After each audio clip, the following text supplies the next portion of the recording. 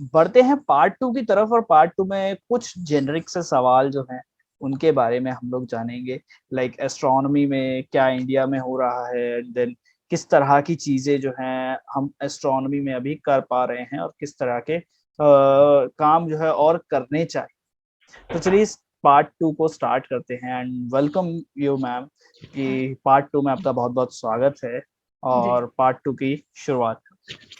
जी।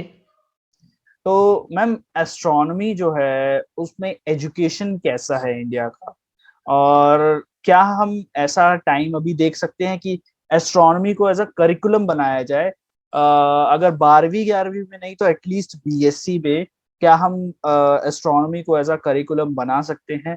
और या फिर जैसे ऑनर्स कोर्सेज होते हैं फिजिक्स केमिस्ट्री मैथ्स में, क्या हम एस्ट्रोनॉमी का कोई ऑनर्स कोर्स इमेजिन कर सकते हैं अभी हमारी यूनिवर्सिटीज में?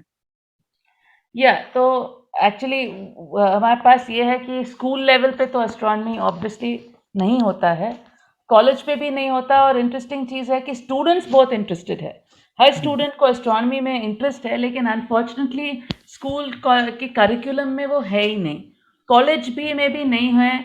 बीएससी लेवल में कुछ जगहों में लोगों ने स्टार्ट किए हैं ऑप्शनल, अगर आपने सुना है तो यूजीसी में एक सीबीसीएस सिस्टम जो है, चॉइस बेस्ड क्रेडिट सिस्टम। तो ये जी। चॉइस बेस्ड क्रेडिट सिस्टम में ऑलरेडी अपॉर्चुनिटी थी कि आप कुछ other than the core courses जो आपके हैं, आप कुछ और कोर्सेज भी ऐड कर सकते थे, जिसमें फॉर एग्जांपल एस्ट्रोनॉमी एस्ट्रोफिजिक्स को भी ऐड सकते। तो कुछ जगहों में लोगों ने ऐड भी किए हैं वो कोर्सेज, क्योंकि अब वो सीबीसीएस में आप उसको ऐड कर सकते हैं। सिमिलरली मास्टर्स लेवल पे भी उस्मानिया यूनिवर्सिटी एक सिंगल यूनिवर्सिटी है जिसमें एस्ट्रोनॉमी का डिपार्टमेंट है। बाकी के हर यूनिवर्सिटी में फिजिक्स डिपार्टमेंट है, जिसमें से कई फिजिक्स डिपार्टमेंट्स में कई बार एस्ट्रोनॉमी फैकल्टी होती है। तो अगर एस्ट्रोनॉमी की फैकल्टी होती है तो फिर मास्टर्स लेवल पे एक आध पेपर्स एस्ट्रोनॉमी में भी होते हैं, अगर वो फैकल्टी मेंबर ऑफर करते हैं एस्ट्रोनॉमी कोर्सेज। तो ये भी कंट्री के कई कई यूनिवर्सिटीज़ में आपको एस्ट्रोनॉमी के पेपर्स एमएससी में मिलेंगे, बट आपको एमएससी फिजिक्स का रहेगा, एक्सक्लूडिंग उस्मानिया यूनिवर्सिटी जहाँ पे एमएससी एस्ट्रोनॉमी भी है और एमएससी एस्ट्रोफिजिक्स भी है, दोनों भी है। लेकिन अदरवाइज आपको आपके मास्टर्स एमएससी फिजिक्स में आपको एक आध पेपर एस्ट्रोनॉमी का हो सकता है, डिपेंडिंग ऑन अगर आपके पास फैकल्टी है, अगर वो। तो अब I mean like I said CBCS system में था, अब हमारे पास इम्प्लीमेंट हो रहा है एनईपी, नेशनल एजुकेशन पॉलिसी। और अभी हम लोग सब यूनिवर्सिटीज कॉलेजेस सभी को एनईपी इम्प्लीमेंट करना है। तो अभी सिलेबस एक्सेट्रा अभी फिक्स्ड नहीं हुए हैं, लोग अभी बना रहे हैं, सिलेबस प्लान हो रहा है। लेकिन आई होप कि उसमें थोड़ा हम लोग को फ्रीडम रहेगा कि हम लोग इस किस्म के कोर्सेज को दे सके, एंड स्टूडेंट्स उसको ऑप्ट कर सके, क्योंकि अदरवाइज स्टूडेंट्स को तो इंटरेस्ट बहुत सारा है, एंड द प्रॉब्लम इज अगर वो पार्ट ऑफ द करिकुलम नहीं है, अगर वो आउट ऑफ द करिकुलम है, तो जनरली स्टूडेंट्स वैसे कोर्सेज को सीरियसली नहीं लेते हैं, राइट? क्योंकि स्टूडेंट्स का भी अलग माइंडसेट रहता है। माइंडसेट ये है कि इसमें पास करना है कि नहीं करना है, इसमें कितने मार्क्स लाना है, इसमें क्यों लाना है, क्यों हो रहा है, तो स्टूडेंट्स की तरफ से भी ये प्रॉब्लम है कि स्टूडेंट को अगर आप बोलेंगे अरे आपको इंटरेस्ट है, मैं आपको पढ़ाऊंगी, तो स्टूडेंट्स भी कहेंगे कि अगर वो सिलेबस में है तो रहने दीजिए, क्योंकि हमें बहुत कुछ पढ़ना है एनीवे। सो वी हो आई होप कि अब जब लाइक सीबीसीएस में थोड़ा था हमारे पास स्कोप, आई होप कि अब एनईपी में भी हम लोग इसको इंक्लूड कर सके। लेकिन अभी वो एनईपी के सिलेबस अभी फॉर्मुलेट नहीं हुए हैं, होपफुली नेक्स्ट ईयर इम्प्लीमेंट होंगे, so then we will see. But astronomy community में ऑब्वियसली हम लोग बहुत सारी कोशिश कर रहे हैं कॉन्स्टेंटली कि गवर्नमेंट को कन्विंस कर सके कि हमें चाहिए, बिकॉज इंडिया बहुत इन्वेस्ट कर रही है मेगा प्रोजेक्ट्स में। एक तो वो हम्म। लाइगो का प्रोजेक्ट है फॉर ग्रेविटेशनल वेव्स, फिर 30 मीटर जी। टेलीस्कोप है हवाई में, फिर स्क्वायर किलोमीटर एरे है रेडियो टेलीस्कोप। तो इन शॉर्ट बहुत सारा पैसा खर्च हो रहा है on mega projects in astronomy. और ऑब्वियसली ये ज़रूरी है कि यंगर जनरेशन तैयार हो, ताकि वो जब ये डेटा आए तो उसको यूज़ कर सके, क्योंकि द पर्पस ऑफ पार्टिसिपेटिंग ये सब प्रोजेक्ट्स में इसलिए है कि हमारे स्टूडेंट्स और साइंटिफिक कम्युनिटी को इसका फ़ायदा हो। तो हमें स्टूडेंट्स को प्रिपेयर करना है वो चीज़ों के लिए, राइट? तो आई होप एंड थिंक कि ये अभी होगा। अभी फ़िलहाल स्वयं में थोड़े कोर्सेज़ है। अगर आपने देखा होगा तो आयुका टीचिंग लर्निंग सेंटर जो है, आयुका में बना है एक टीचिंग लर्निंग सेंटर। उन्होंने स्वयं में 2 कोर्सेज़ ऑलरेडी डाल दिए हैं एस्ट्रोनॉमी में, जिससे कोई भी अटेंड कर सकता है। अच्छे लेक्चर्स हैं, आप उसको कर सकते हैं। लेकिन अगेन मैं बोल रही थी कि उसमें प्रॉब्लम ये है कि आमतौर पे स्टूडेंट्स ऐसे कोर्सेज नहीं करते हैं क्योंकि वो उसको आउट ऑफ सिलेबस समझते हैं। बट जी। स्वयं में है, ज़रूर देखिए वो कोर्सेज। 2 कोर्सेज है।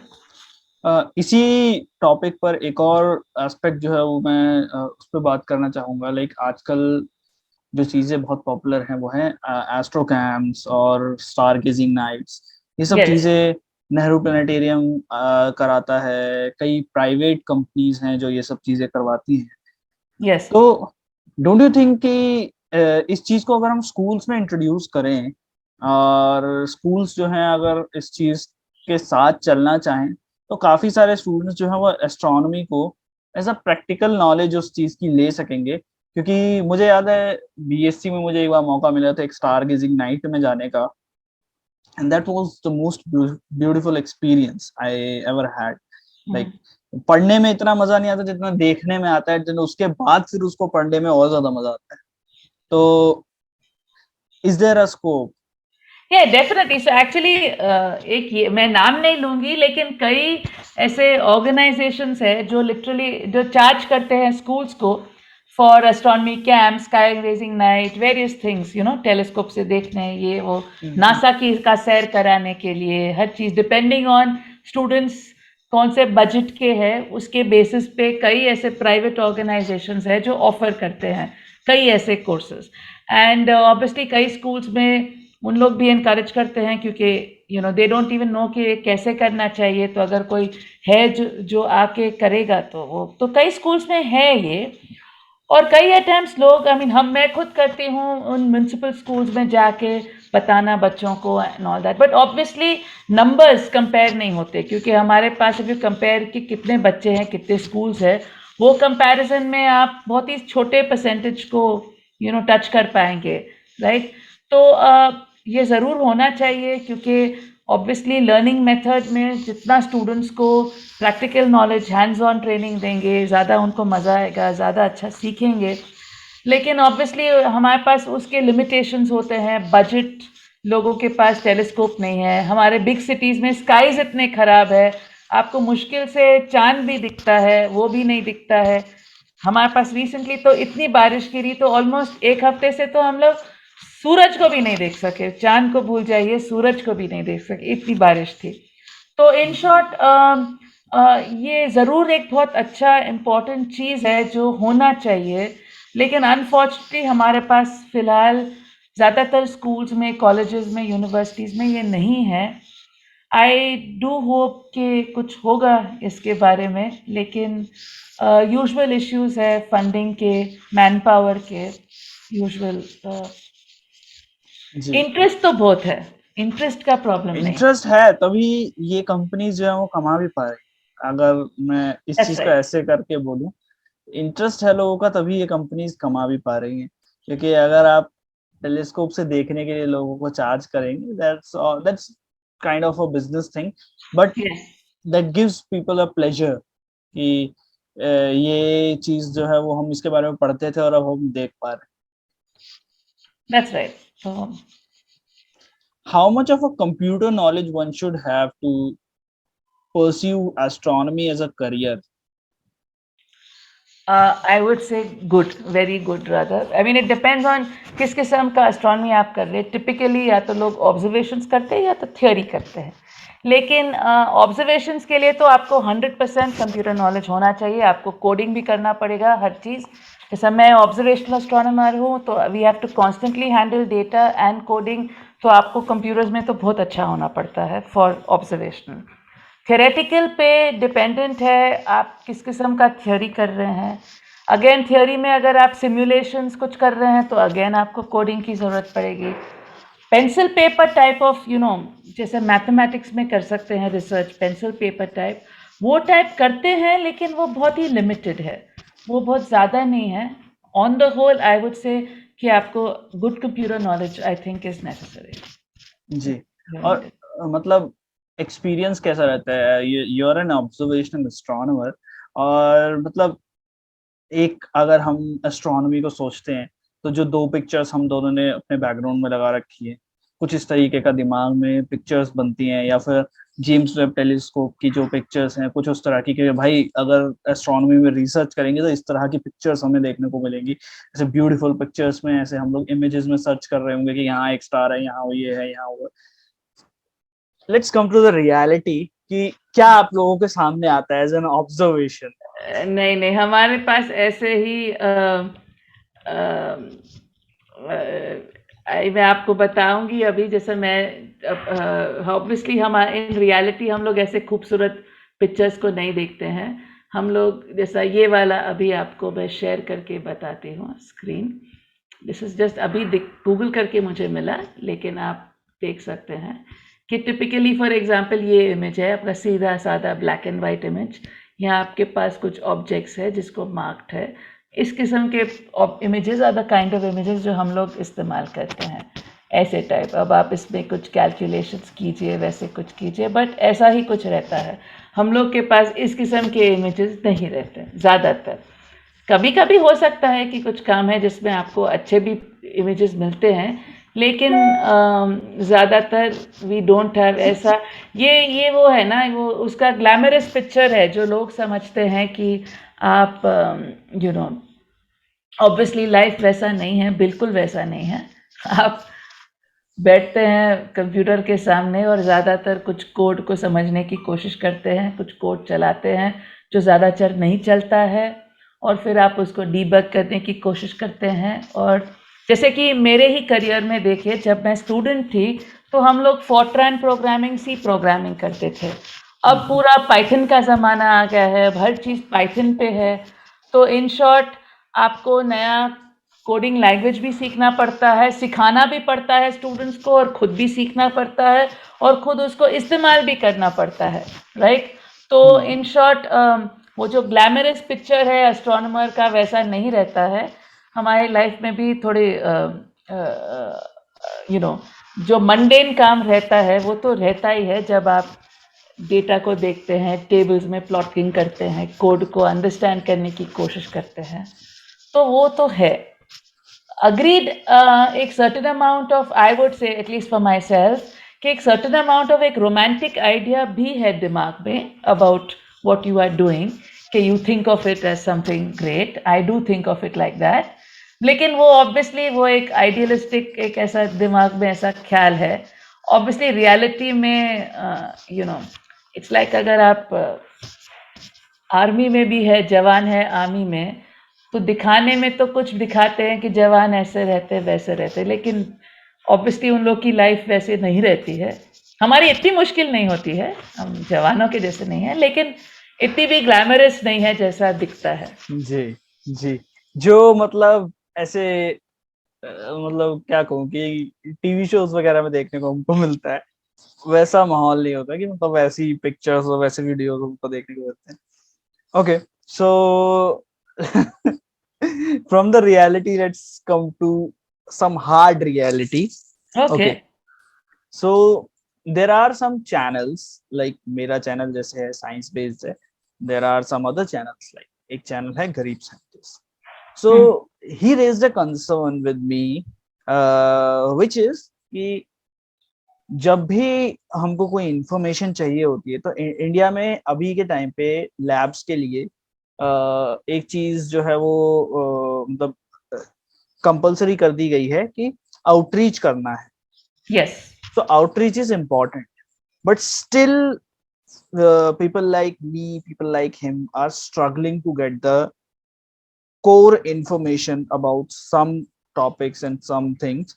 So, अगर वो like he's like मतलब वो आरटीआई डालते हैं इंफॉर्मेशन के लिए, और मतलब उनका आरटीआई जो है वो कई बार कैंसिल हो जाता है, या कई बार आने में बहुत टाइम लग जाता है कि अगर इंफॉर्मेशन आज मांगा है तो उसका 5 महीने बाद मतलब उसका रिप्लाई आ रहा है, ये सब चीजें आ रही हैं। सो पब्लिक डोमेन में ये जो इंफॉर्मेशन का गैप है, don't you think it should be filled because people should know what our labs are doing. Yes yes so actually I would fully agree कि पहले तो बहुत ही बुरा हाल था, वे एक्चुअली नोबडी न्यू, एंड ज़्यादातर जो साइंटिस्ट काम करते थे वो अगर आप उनको कुछ पूछेंगे तो वो बोलते थे आपको समझ में नहीं आएगा, एंड आपको कुछ भी नहीं बोलते थे। अब ये पूरा जैसा आपने बताया पूरा बदल गया है। अब ज़्यादातर सभी इंस्टीट्यूट्स इंडिया में, सभी इंस्टीट्यूट्स में अब उन लोग के पास पोजीशन है, पोस्ट है फॉर द आउटरीच कम्युनिकेटर, इस किस्म का एक पोस्ट है हर जगह पे। तो स्पेशली एस्ट्रोनॉमी के सभी इंस्टीट्यूट्स में अब पोस्ट है ऐसा। पहले ऐसा नहीं रहता था। पहले क्या था कि ऑफ द फैकल्टी जो एक आध लोग को थोड़ा इंटरेस्ट था इन डूइंग सम आउटरीच, उन लोग कुछ हल्का फुल्का 2-4 स्कूल्स को जाके कुछ बात करके आ जाते थे। लेकिन अब now there are people paid to do that, which is very good. अगर आप देखेंगे कि इसरो भी खुद ऑन द होल पहले बहुत ही गार्डेड था अबाउट इंफॉर्मेशन, आपको कभी कोई इंफॉर्मेशन नहीं मिलता था इसरो से। लेकिन अब आप देखेंगे तो ISRO is on Facebook, it's on Twitter, social media पे है। इसरो में लोग हैं जो who are meant to be only science communicators media के लिए। एंड आई थिंक अब थोड़ा बदल गया है टू क्वाइट एन एक्सटेंट। जब like I am saying ISRO भी जो earlier was the most secretive secret organisation था, हम लोग खुद इसरो ऑफिसेज विजिट नहीं कर सकते क्योंकि आपको पास की ज़रूरत पड़ती है, ये वो आप वैसे अंदर नहीं घुस सकते हैं।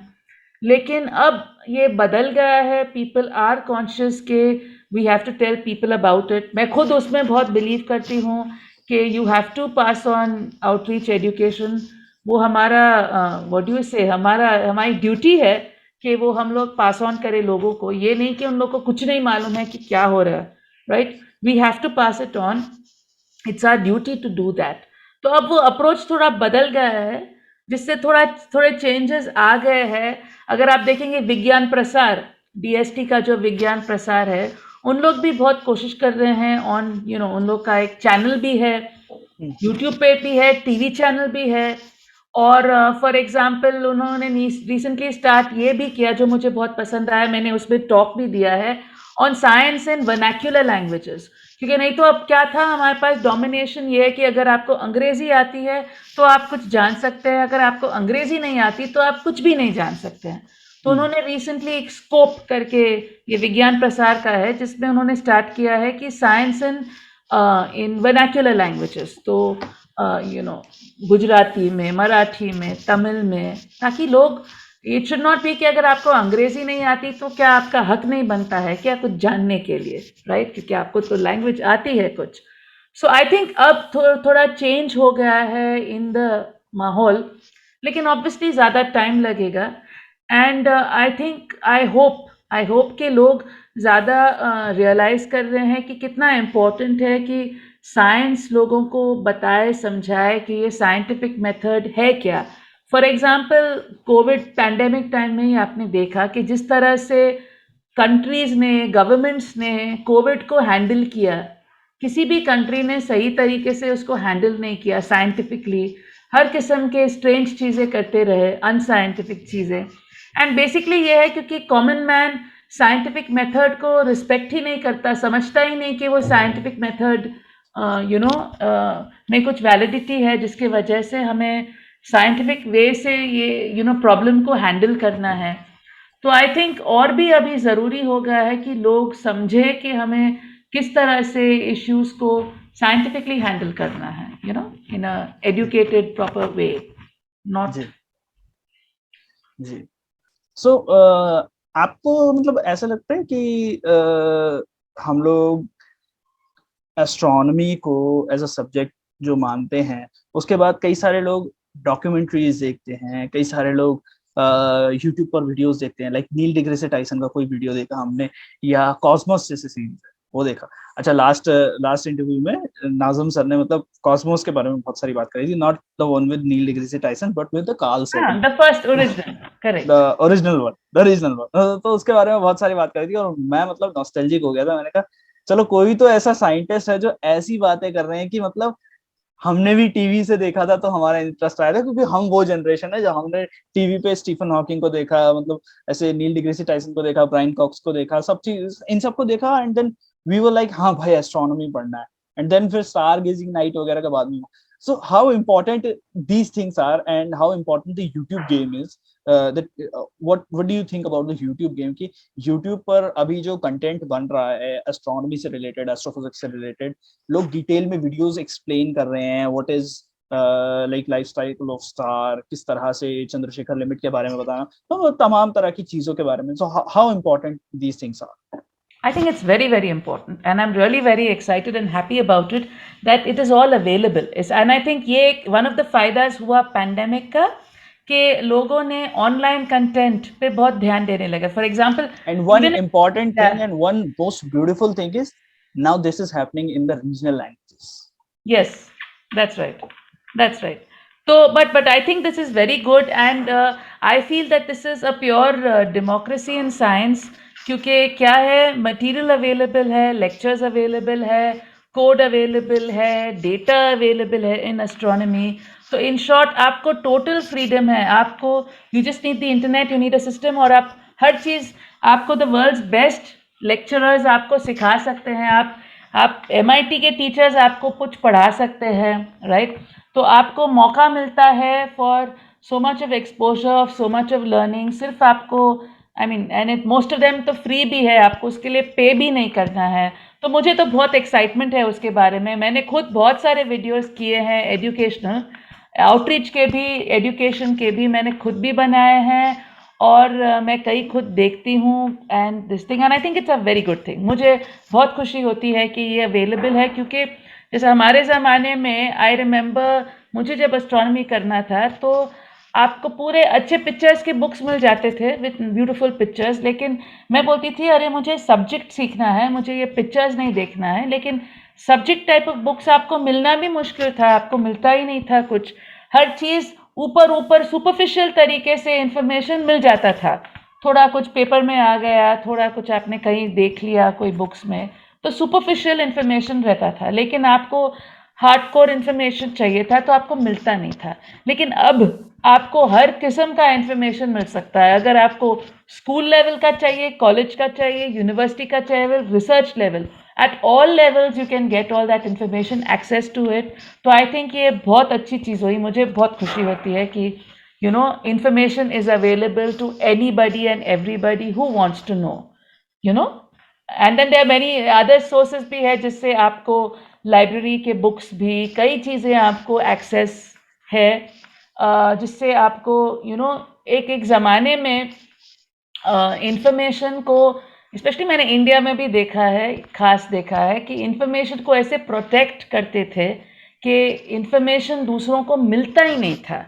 तो वो दूसरे लोग को जानने का मौका ही नहीं था. तो information was only limited to certain people, whether it was based on caste और ऑन लोकेशन और ऑन वॉट एवर बेसिस पे. लेकिन इंफॉर्मेशन को हमेशा ऐसा गार्ड करके थे, लाइक नॉलेज को गार्ड करते थे कि सभी को नहीं मिलना चाहिए, ये कुछ लोगों को ही मिलना चाहिए. तो फाइनली जो कुछ लोगों को वो नॉलेज रहता था उन लोग उसका फ़ायदा उठाते थे, लेकिन बाकी के लोग नेवर न्यू इट. अब क्या हो गया है, I feel it's pure freedom. आपको अगर सबसे डिफ़िकल्ट टॉपिक्स फिज़िक्स में समझने, क्वांटम मैकेनिक्स, नो प्रॉब्लम, आप MIT के लेक्चर्स देखिए और सीखिए MIT के टीचर्स से at the highest level, right? अगर आप समझते कि वो हाईएस्ट लेवल है तो at the best of level आप कॉम्प्लिकेटेड चीज़ों को सीख सकते हैं, आपको जाने की भी ज़रूरत नहीं है. एंड ज़्यादातर ये सब जो लोग हैं, अगर आप उसके बाद उनको ईमेल भेज के कुछ डाउट्स भी भेजते हैं तो लोग ज़्यादातर आपको रिप्लाई भी करते हैं. This thing I would like to address over here. Sorry ma'am, I'm interrupting you, but ये चीज मैंने देखी है. बहुत सारे लोग मेरे को पूछते हैं कि how do you like connect to a scientist, कैसे मतलब अप्रोच कैसे करते हो? सिंपल चीज है, ईमेल लिखो भाई, रिप्लाई आएगा. आज नहीं आएगा, हफ्ता भर बाद आएगा, बट रिप्लाई आएगा. And I have tested almost all the scientists like I know, जिनके बारे में मैंने सुना है. और मतलब अब तो खैर फोन पे बात हो जाती है, बहुत सारी चीजें ऐसे हो जाती हैं, बट लिटरली ईमेल लिखने पे रिप्लाई मिलता है ना, तब तो बहुत खुशी होती है, डाउट भी क्लियर होते हैं। और ऐसा नहीं कि साइंटिस्ट का रिप्लाई आता है तो आपको पूरा पैराग्राफ लिखा हुआ मिलता है पूरा एक्सप्लेनेशन के साथ, अगर आप डाउट पूछते हो दैट्स राइट। सारी चीजें जी। तो ये जो सो कम्युनिकेशन का फायदा है उससे जी आप, जैसे हम लोग बात कर रहे हैं, right, you can talk to anybody. जी जी जी जी। तो पार्ट 2 के सवाल जो है यहीं पर मैं समाप्त करना चाहूंगा, और पार्ट 3 एक छोटा सा पोर्शन होता है जिसमें पर्सनल कुछ क्वेश्चंस जो होते हैं हमारे, हम वो पूछते हैं, और उसके बाद जो है वो हम विदा लेंगे। तो पार्ट 3 के लिए आर यू रेडी? या fine sir. Okay, okay. Okay, So we finish let's just jump into the part 3. So how do you become a scientist, and what were your driving force to the astronomy? Yeah, so actually, Paul also told you that when I was in school, that's when Cosmos came on TV, Carl Hmm. Sagan's Cosmos, and I loved it. मुझे बहुत पसंद आया था, and मेरे father ने मुझे उसका book gift किया, क्योंकि उन्होंने कहा ये देखो वीडियो में तो कुछ चीज़ें हैं लेकिन बुक में बहुत ज़्यादा है, इसमें इंफॉर्मेशन लिमिटेड है। तो वो बुक ऑब्वियसली मैंने कई बार पढ़ लिया, मुझे बहुत पसंद आया था। एंड मैं बॉम्बे की रहने वाली हूँ, तो बॉम्बे में प्लानिटेरियम है, तो मैं प्लानिटेरियम जाने लगी जब मैं 11th स्टैंडर्ड 12th स्टैंडर्ड में थी। और प्लानिटेरियम में एक मौका मिलता था कि आप स्टूडेंट गाइड बन सकते थे, यानी कि बिफोर द शो उसके जो मॉडल्स थे उसको समझाने, लोगों को समझाने के लिए आप एक्सप्लेन कर सकते थे। फिर स्काई शोज़ भी अगर थे तो उसमें भी शामिल हो सकते थे, एक्लिप्स वगैरह कुछ हुआ तो उसके इवेंट में भी कर सकते थे। तो मैं वो प्लानिटेरियम के कामों में भी इन्वॉल्व हो गई अलॉन्ग विथ कॉलेज। एंड जब भी हमारे पास प्लानिटेरियम में TIFR बॉम्बे के लोग आते थे लेक्चर्स देने के लिए ऑन सैटरडे संडेज, या कोई नोबेल लॉरिएट कोई भी आ गया तो उन लोग ऑर्गेनाइज करते थे टॉक्स, और ऑब्वियसली मैं उसको अटेंड करने लगी और मुझे मालूम पड़ने लगा कि किस तरह से मैं इसको रियलिटी में चेंज कर सकती हूँ, मैं कैसे बन सकती हूँ, क्योंकि मेरे फैमिली में ऑब्वियसली कोई एस्ट्रोनॉमर्स नहीं थे, तो मुझे मालूम नहीं था कि मुझे किस तरह से ये सब करना है। And so I would say that obviously encouragement from home, from teachers, from places and all that. And मुझे इतना शौक लग गया एस्ट्रोनॉमी करने का, जो अभी तक मेरे में है फुली, कि मुझे उसको जल्द से जल्द स्टार्ट करना था। एंड जब जैसे मैंने आज के सेशन में, प्लानिटेरियम सेशन में बताया कि इंडिया में आपको बैचलर्स मास्टर्स में शायद एक आध कोर्स आप कर सकते हैं, बट PhD में फिर होगा आपका एस्ट्रोनॉमी। मैं चाह रही थी कि मैं उसके पहले स्टार्ट कर दूँ एस्ट्रोनॉमी, जिसके लिए ऑब्वियसली आंसर था कि बाहर जाना चाहिए ताकि बाहर आपको कोर्सेज मिल सके। तो मैं अमेरिका के लिए भी ट्राई कर रही थी और पैरेलली रशिया के लिए भी मैंने ट्राई किया। एंड रशिया का एडवांटेज ये था कि वहाँ पे आपको फुल स्कॉलरशिप था। जब इंडो सोवियत फ्रेंडशिप का था तो आपको फुल स्कॉलरशिप मिल सकता था जाके पढ़ने के लिए। तो मैंने वो अप्लाई किया एंड 17 साल की उम्र में मैं मॉस्को चले गई पढ़ाई के लिए। तो that was an integrated masters course, लेकिन ओनली प्रॉब्लम उसमें ये था कि आपको कोर्स रशियन में करना पड़ता था। आपको फेलोशिप तो सब मिलता था, लेकिन I was the only foreigner in my class, मैं एक ही फॉरेनर थी, और आपको कोर्स रशियन में करना था। आप उसको अंग्रेज़ी में नहीं कर सकते, और आपके टीचर्स भी अंग्रेज़ी जानते भी नहीं, तो आप चाहे तो भी आप उसको कुछ भी अंग्रेज़ी में नहीं कर सकते। तो फिर 17 साल की उम्र में वहाँ चली गई, और जैसा मैं चाह रही थी फर्स्ट ईयर से ही एस्ट्रोनॉमी के कोर्सेज स्टार्ट हो गए। तो So मैंने how did जल्दी you से cope स्टार्ट up कर with the Russian part? कि रशियन आपको कैसे सीखी? तो एक्चुअली वो ज़माने में 70 कंट्रीज़ के स्टूडेंट्स आते थे रशिया को पढ़ने के लिए। ये it was friendship program type का कुछ था। तो उन लोग का क्या था कि आपको फर्स्ट ईयर आपको सिर्फ रशियन सिखाते थे। तो पहले आपको कॉन्वर्सेशनल रशियन सिखाते थे, उसके बाद आपको आपका सब्जेक्ट रशियन में सिखा देते थे। तो आपको 1 साल का ट्रेनिंग मिलता था, और ट्रेनिंग के बाद आपको डायरेक्टली, जैसे मैं क्लास में जो गई थी, I was the only foreigner, मैं एक ही फॉरेनर थी, और आपको डायरेक्टली वो क्लास में आपको कर लेना है। और उन लोग का ये भी है कि उनके एग्ज़ाम्स भी टोटल वाइवा रहते हैं, आपको कोई रिटन एग्ज़ाम नहीं है। तो आपको वो बात करना है, एग्ज़ाम में भी बात करना है, क्लास में भी बात करना है, आपको बात करना ज़रूरी हो जाता है, क्योंकि आप चुपचाप से 3 घंटे का आंसर नहीं लिख सकते, वैसे एग्ज़ाम्स नहीं होते। उन लोग के पास पूरे एग्ज़ाम्स सिर्फ़ वाइवास होते हैं, आप कन्वर्सेशन करके आप पूरा लिखते। तो so that was the thing. जी, जी, जी। जी, बहुत बढ़िया। मतलब रशियन सीख के, मतलब मैं अभी भी इस चीज़ को सोचता हूँ कि कई बार, मतलब अब तो इंग्लिश बहुत ज़्यादा जनरलाइज़्ड लैंग्वेज हो गई है। ऑलमोस्ट जहाँ भी हम लोग बाहर जाते हैं, वहाँ अंग्रेज़ी बोलने वाले लोग हमें मिल जाते हैं। बट उस टाइम क्या सिनेरियो रहा होगा, और उस टाइम के, मतलब आप लोगों को जर्मनी जाना है तो जर्मन सीखना पड़ेगा, फ्रांस जाना है फ्रेंच सीखना पड़ेगा, और रशिया जाना है रशियन सीखना पड़ेगा।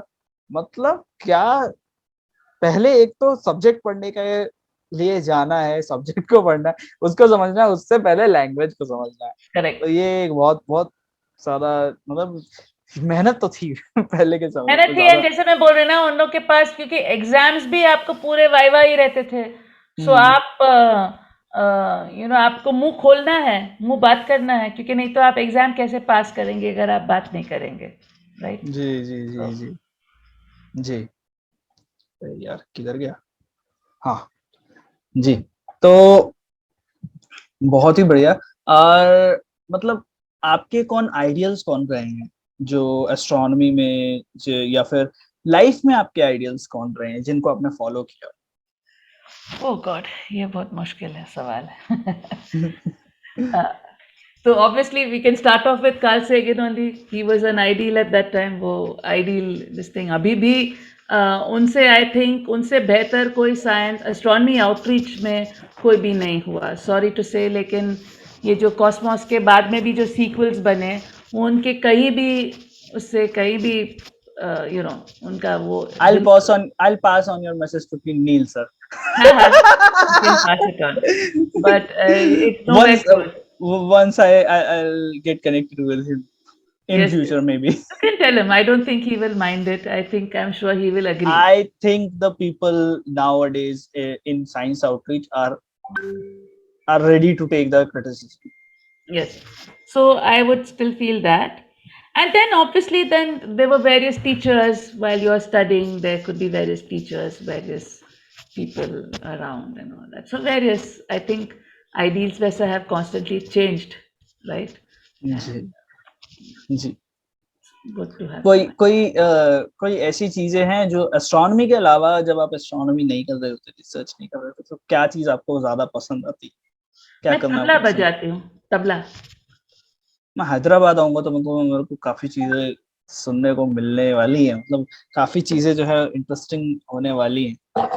अब हैदराबाद कब तक आता हूँ मैं, वो देखता हूँ। हाँ, तो जैसे मैंने बताया आपको, मैं तबला बजाती हूँ। जी। तो मेरा वीकेंड का इंstead मॉर्निंग का मैंने आपको सेशन नहीं दिया, क्योंकि सैटरडे संडे मॉर्निंग मेरा तबला क्लास होता है, इसीलिए मैं बिजी होती हूँ सैटरडे संडे को। Okay, nice. That is So my I won't say to have a podcast on Saturday, Sunday to you next time. Morning morning Morning next time. Afternoon Uh, evening is fine but not morning. तो nice. वो रहता है। And general life, I mean I have children, I have a house, usual जो भी काम है वो सब भी So, होते हैं। what's your favorite food to have? Oh God, so obviously I'm in Hyderabad, so I should say biryani. Nice, nice, nice, nice, nice, nice. Okay, so what मैं क्या पूछ रहा था, खाने की चीज के बारे, जैसे ही खाना आता है मैं सारी चीजें भूल जाता हूँ, क्योंकि नाज़म सर ने बहुत लंबी लिस्ट पकड़ाई थी मेरे को खाने की। अच्छा। ओह और मतलब उन्होंने बोला था कि भाई खाना इज लाइफ। यस। तो he said that and I felt it and it just hit me and I was like, हाँ भाई, ये जो है बहुत सही बात कही है सर आपने। बाकी और सारी चीजों को मतलब दिन खत्म कर देना चाहिए अब। ये this is what I love, वो food is life. Okay, so movies वगैरह में इंटरेस्ट है कुछ आपका? Yes and no.